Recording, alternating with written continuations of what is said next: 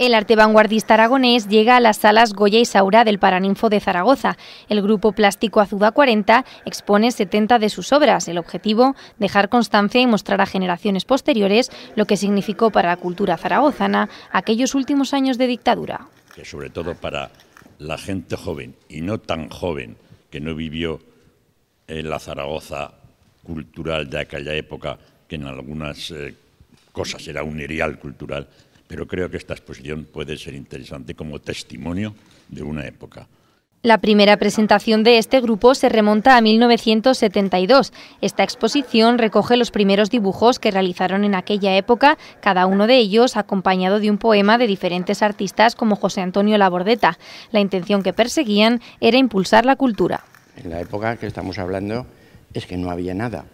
En realidad la cultura estaba muerta. Y nosotros, la unión que hicimos, Natalio tiene razón, lo hicimos para abrir puertas. Y esas puertas se nos abrieron. Tampoco duraron mucho, pero se nos abrieron. Y entonces cada uno después ha aprovechado lo que ha podido. En la muestra destaca una obra colectiva, un único cuadro pintado por todos los miembros del grupo, pero que acudieron a pintar cada uno por separado. Desde la Torre Nueva es el nombre de este lienzo que lidera la exposición y que desde este jueves está abierto al público.